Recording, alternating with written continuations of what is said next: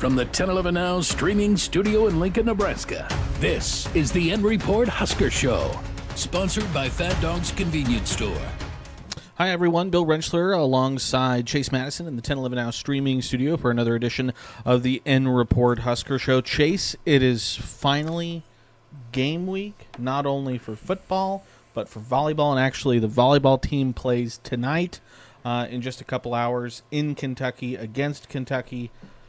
Things are good. It's fine, and it's also finally not 100 degrees outside. Buckle up. It's going to be a fun ride, right? It will be. Yeah, the words of Dylan Rhule this morning. Yeah, it's an exciting time of year, and this is really where the wheels start to turn, and we just start to run around crazy here. But overall, just really exciting to really get everything kind of in motion, right? Yeah, I meant, again, for the players, they kind of hit, the dog days of fall camp. Same thing kind of happens to the reporters and then all the media that are there. You guys are ready to kind of stop asking the same questions over and over again. And now we finally kind of get to do that. We had our first depth chart released yesterday.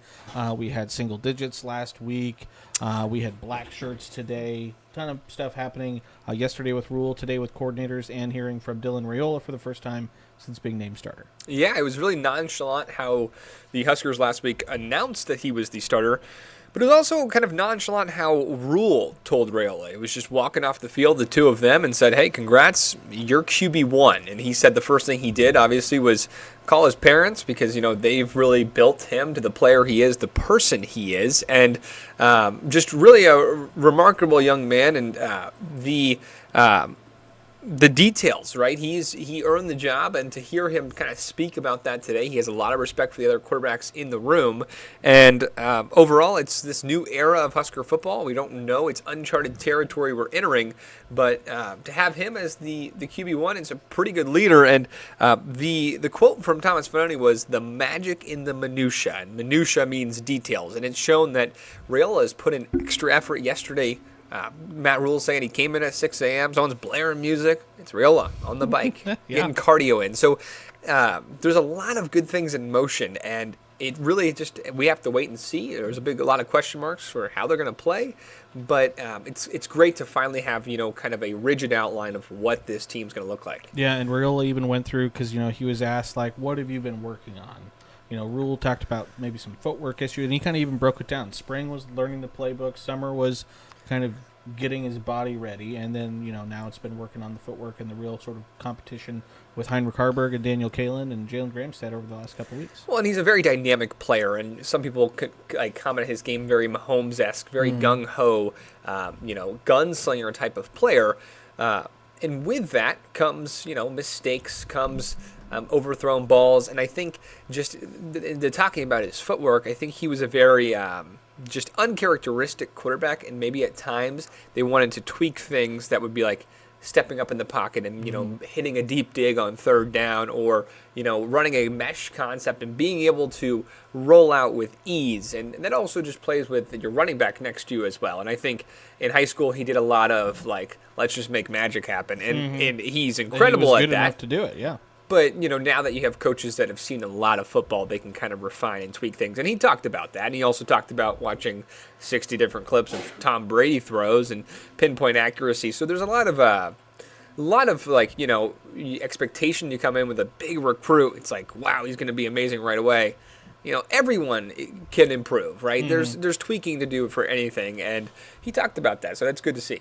I had said last week with Kevin that wondered if maybe they'd kind of keep things vanilla for UTEP, kind of easing. They're all in, and then saving some stuff for Colorado. And like you just said, it sounds like that is not going to be the case. Well, and I think this is a Scotty Waldron UTEP team that there's a lot of new age from this El Paso team, because it's a new head coach, first year. It's the first time Nebraska's ever played them, but it's also a coach that's bringing in his schemes and stuff from Austin Peay and just his experience. And so I think they're expecting the defense to kind of give them a lot of multiple fronts and things that almost like what Tony White does, a lot of different looks. And so because of that, they're going to be prepared to run anything. This is not going to be a walk in the park, one note FCS team. This is a this is a UTEP team that's going to show us a lot of different things. And so I think that's why they're ready to kind of go through the entire binder if they have to. And so I like the quote that Tony White gave today. Someone had asked him kind of what are the 24, 48 hours out for him as a defensive coordinator. And, it's not just the fans that are antsy for the games, too. Tony White was saying he gets antsy. I think he told some story about how he thought he was going to call all the wrong plays and give up 100 points, but that's not actually what happened. Yeah, and I think last year he learned a lot that, like, at times, there was some big plays given up by the defense. So, it wasn't perfect last year, even though the defense was one of the better defenses in the country. So, I think everyone's preparing, right? And the defense is, there's no passes like let by. It's not like, we're figuring out the offense. The defense, same thing. They're going to be nervous. They're going to be ready too. But they have 9 of the 10 single digits that were handed out last week, starting on your defense. If I punch up here, this is your defensive depth chart.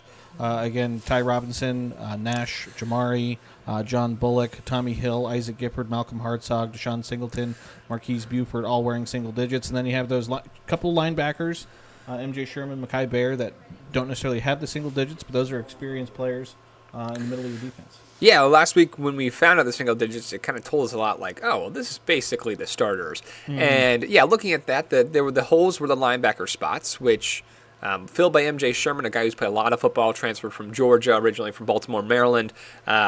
And then Mekhi Bear has really earned this spot, and I think Stephon Thompson will also see the field a decent amount. He's a Syracuse transfer that has played in Tony White's system. And then the same thing, Principal Umamielen is another guy that can be a dynamic playmaker. But, it tells us a lot about the defense with them having 9 of the single digits. Mm-hmm. Now, granted, there was some incumbents that just had to kind of, hold on to their socks and be a good player. I don't think... the black shirts are different. You can lose your starting job. MJ Sherman said it today. It's not a guarantee. Mm-hmm. But the single digits was something that you really would have to do something wrong, I think, as a person or as a leader to get that taken away. And so we really had a good idea of the defense last week. This week we find out those 2 other spots, which is Mekhi Bear and MJ Sherman. And then we also find out that the 12th black shirt is true sophomore Cam Lenhart, who is an excellent player. He was a big player in the Colorado game last year, getting after Shadur Sanders in the first half. He's someone that's dynamic, so it makes total sense. He earns his black shirt, but he is not a starter. He is the 12th black shirt. And I kind of like that, being able to have 12, kind of have that unsung hero that maybe is the extra guy. And it was actually Tony White that said the defense spoke up about Cam Lenhart getting a black shirt. They could have just done 11. So we figured out a lot of question marks. Obviously, there still is some, not concerns, there still is some depth, intriguing points on this defense. I think the biggest question mark is in the secondary. You have a great starting group, but what if one guy goes down? Who's going to be the one to make the play that we haven't really seen make plays? A.k.a. Amari Sanders, Derek Branch, Kobe Brett, Sierra Wright, Bly Hill. The two. I mean, I think any player on there we probably talked about during this offseason, except for Amari Sanders and Derek Branch. Those were 2 kind of surprises to show up there on the defensive depth chart. Yeah, Derek Branch, Lincoln native, went to high school here. And then, who was the other name you said? Amari Sanders. Yeah, Amari Sanders, freshman out of Miami. Rhule's talked about it, Mr. 305. He likes the players that are coming out of South Florida that they've been able to get. And, yeah, the secondary, I guess, is the biggest question mark on defense from a depth standpoint. But overall, we've learned a ton this week just that we didn't know, last week or, just about what this team is, who we're going to see out there. On the offensive side, again, with that new depth chart being released, probably the biggest takeaway is the 3 ors that we had on the running back. So you have Ramir Johnson or Emmett Johnson or Gabe Irvin Jr. or Dante Dowdell. Marcus Satterfield said today, he'd like to have probably 1 or 2 guys. But right now they got 4. Yeah, you would like to ideally have, one guy, no pun intended, but run away with the job. And I think they just really, I guess, want to see how they do against, other competition. And I think, who's the one that doesn't fumble, ball security, who is the one that executes the right play, picks up the extra blitzer on a third down, or, does the little things like that. But then at the same time, it sounds like they're all kind of checking those boxes. What Rhule said yesterday was he wants to see the guy that they're blocking the play for 4 yards. Maybe it's an inside zone concept, and they bust it outside, and now they've picked up 80. That's what Rhule said yesterday, and I think time will tell over these next 3 weeks. I would be very surprised by Illinois a month from now, the Illinois week, I should say, a month from now, that we don't know who the two running backs are getting the lion's share of the carries. And Rhule also mentioned it could work itself out. Gabe Irvin Jr. has been a guy that's consistently battled injuries. Yeah. And Ramir Johnson, while he is healthy right now, he is someone that's also battled injuries and coming off of a big injury. So I think we're going to know a game or two in pretty clear. But it is an interesting point. It's definitely the most outlier besides kicker on the depth chart. Yeah, it is a good problem to have too many guys. I'm excited because that's something that we can watch for. It's now and it is the only oars on offense. So it's things have been decided besides that position. You and I mentioned it, or I mentioned it to you yesterday. The one thing that kind of surprised me about the offensive depth chart was the slot receiver position, because in your number one slot receiver, you have your guy that was starting at fullback last year, and Janiron Bonner. Again, Rhule talked about him, I think, yesterday, saying he could stay on the field and they could go to 11 personnel with the fullback on the field without having to substitute any guys. Just a guy who does a lot of really good things really well. Yeah, I think this was surprising to Husker Nation and a lot of fans when this came out yesterday. But to the media or just to people around the team, it's not surprising at all. He caught a corner touchdown in the spring game from Dylan Raiola, and he's been that guy. I don't know if it's the X or the Y or what exactly positions, but he's the slot on the depth chart you see here. He's been that guy since basically the beginning of camp. What Rhule said was, and I know it's listed there as 220, they kind of give players the benefit of the doubt, the 5-pound. Yeah. I wish my scale looked like that. No. But he's listed there as 220, but he's I think he's lighter than that. I think he's probably closer to almost 200 or 210. And because of that, they've struggled to keep him at a fullback weight to an extent, so he is just a beefier slot receiver that has, a little bit of sneaky speed. And so he's a guy that's going to be able to make plays, and they've relied on him, and they've gone to him, so we'll see. And obviously, the positions behind him, Isaiah Garcia-Castaneda is coming off of another injury, and so what we've seen, he doesn't look 100%. Maybe he will surprise us and be able to make some plays coming in as the twos. He is going to be on punt return, so that'll be interesting to see. But he's there, and then the slot's also interesting because of that third spot, Carter Nelson, Ainsworth Bulldog, that's coming in as the 4-star recruit, the top player in the state of Nebraska. So that's an interesting position, but Janiron Bonner has proved himself since the beginning of spring through fall camp that he's a guy that they can rely on.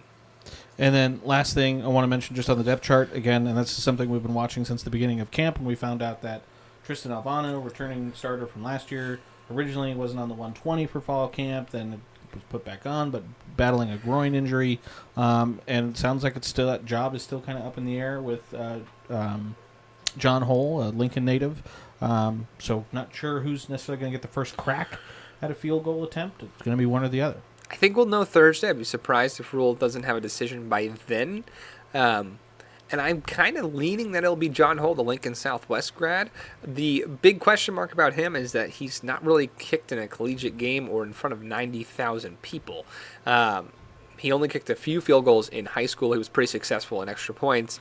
But then he's a JUCO transfer, and he's gone to some of the Coles kicking clinics and really put up impressive numbers. And they've been happy with his accuracy. They're not missing kicks. I think Alvano's leg might have more untapped potential from a distance standpoint, but fans got to remember that Tristan Alvano was not that consistent last year as a freshman. And I get he was a freshman, but just inexcusable missed kicks at times that turned to be costly in a lot of 3-point games. So I'm leaning that it'll be John Hull just because I don't think Tristan Alvanos is still 100%, but I think we'll know Thursday. Yeah, and so then it's UTEP on Saturday. It's a 2:30 kick chase on Fox. Looks like it's going to be pretty nice. It's going to be warm, upper 80s. It's always warmer in the stadium. And then it's Jason Benetti, Brock Heward, and Allison Williams on the call. But UTEP, again, kind of an unknown because you mentioned it. They have Scotty Waldron, their new head coach. He came from Austin Peay. So they were 3-9 last year. And so they were 1-4 in their last 5 games, just like the Huskers were. So it should be a good first test. And like we just mentioned, like Rhule mentioned, looks like they're going to just kind of go.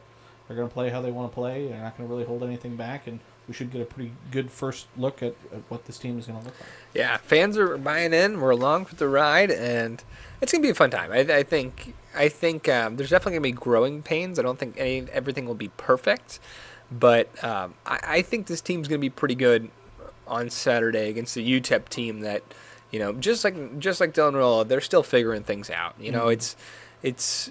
I think Nebraska, I'd like to see a clean game, maybe a plus turnover margin would be ideal. But overall, both teams are still figuring things out, especially with the freshman quarterback. But then a team that's completely new, like 30 or 40 new players on the roster for UTEP. So I think that will play in the Nebraska's advantage, especially a defense with a ton of returning starters and guys like Robinson, who has 33 starts as a Husker, Gifford with 22 starts. So it's going to be interesting to see, but I think Nebraska's got the upper hand, obviously, and the spreads show that as well. Favored by 27.5. Over/under on the game is 48.5. Taking the over, the under. 48.5. Probably take the over if I'm not a betting man, but if I was John Cook, I'm not a betting man. But if I was, I would probably take the over. And I think Nebraska's going to score. I don't think they're going to slow down, especially if they did get out of hand and they throw Heinrich Harburg, who's going to see the field. That they've said. They throw another quarterback in there in the fourth quarter if they're up 30. That quarterback's going to go try to ball. Yeah. So I would take the over, and I also think UTEP. They are up tempo. So, like, if UTEP scores, like they're not gonna take all the time in the world to do it. Yeah. All right, so moving from football to volleyball because volleyball they are playing in 3 hours and 6 minutes. They're at the AVCA First Serve Showcase. Yeah. The KFC Yum Center in Louisville, Kentucky. So the first match is Nebraska versus Kentucky. The second match is Wisconsin versus Louisville. That will follow immediately after. You can watch on ESPN2 that first service set for 7 o'clock. Yeah, this is one of their first games that are on a bigger TV network. They're on ABC, ESPN. They're littered throughout the season on some big networks beyond Nebraska Public Media or Big Ten Network. And yeah, this is an exciting game. This is a little bit different than opening the season in front of 90,000 people, but still should be a good crowd and probably a decent showing from the Husker Nation in Louisville. And this is where the race for the roses starts. The theme of the season, according to John Cook, because he likes horses, and Churchill Down is in Louisville, Kentucky. They want to end the season where they started the season, and that's because the Final Four is also at the KFC Yum Center. So, really exciting matchup tonight, and I think Kentucky's a pretty good team, ranked 9th in the country, according to the preseason polls. And we're going to find a lot about this Nebraska team in this first game. There's not a depth chart like the football team. There's the red-white scrimmage, which we saw 4 different lineups, according to John Cook, that they were testing out. What lineup they're going to go with is the question that is not answered. But yeah, Kentucky's a good team. They came to Lincoln actually last season. The Wildcats played at the Devaney. I was there. It was a 4-set match. It was one of the first sets, I think, of the season that Nebraska had dropped against an opponent. It was early in the season, early September last season. So this is a good Kentucky team. Nebraska obviously is ranked 2nd for a reason. They have a ton of talent across the board. But it's just going to be interesting to see who they go with. And who they pump up and just roll. So usually you'd like to start off with your season with a little bit of an easier opponent, so you can figure out some of those. What lineup do I want to go with? But John Cook just jumps right in. Again, top 10 opponent on the road in Kentucky. You'd have to think that, I mean, Husker fans will travel, but you'd have to think the crowd would probably favor Kentucky with it being. Yep, and from Lexington's not too far from Louisville. Yep. So, and so that's tonight, 6 o'clock Central. I should say. I said 7 o'clock earlier, but it's 7 o'clock Eastern, 6 o'clock Central on ESPN2. The Huskers then will have their home opener on Friday, the Emeritus Player Challenge. TCU, Oklahoma, as well as Nebraska and Texas A&M Corpus Christi going to be participating in that tournament. Yeah, they open at home with the Islanders, which I think will be a much easier opponent than Kentucky will. Yeah. But yeah, it's going to be exciting to see. And to be honest, they're playing Kentucky, which is a good team. Mm-hmm. But at least they're not playing Louisville or Wisconsin. Yeah. Because, Wisconsin returns Franklin. They return a lot of heavy hitters. I believe so. Oh, gosh. Yeah. I've been hoping she's going to graduate for a long time. Yeah.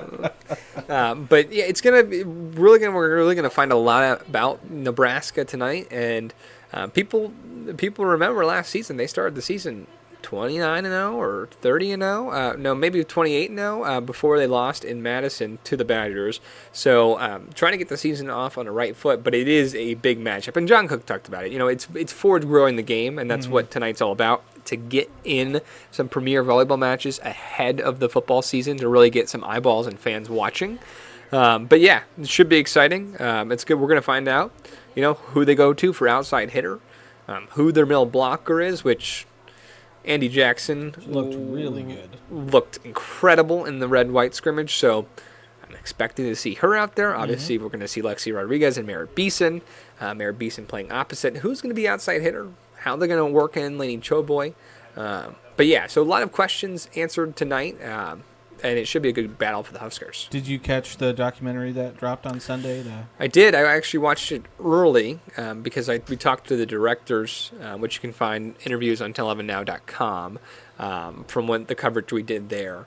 But yeah, I got to watch it last week, and really well done by E60. The production value is always very top-notch, and you really get to learn more about a few of the cast of characters within the team.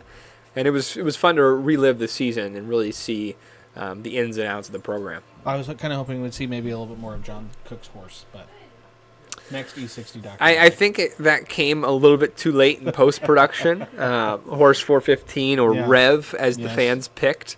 But yeah, just an incredible documentary, and really a great way to promote the team and to get eyeballs following the Huskers ahead of a highly anticipated season. Yes, you're absolutely right. And you will have highlights of tonight's match 10 o'clock tonight and report in the Sportscast. So look forward to seeing that. Hopefully, again, winning highlights. Chase, anything else before we let everyone go? Fat Dogs. Fat Dogs. Fat Dogs. Shout sponsor. out to Fat Dogs convenience store. So appreciate them for sponsoring the End Report Husker Show. Thanks, everyone, for tuning in, watching. As always, again, keep it tuned to 1011, both on air and online, for all of your latest news, weather, and sports. Until next time, folks, have a nice Tuesday. You've been listening to the End Report Husker Show, sponsored by Fat Dogs Convenience Store. Watch, listen, and stream on the 1011 Now app, on YouTube, or wherever you get your podcasts. For more Husker coverage throughout the week, watch The End Report on 1011 Sports at 6 and 10 p.m. and download the 1011 Now app.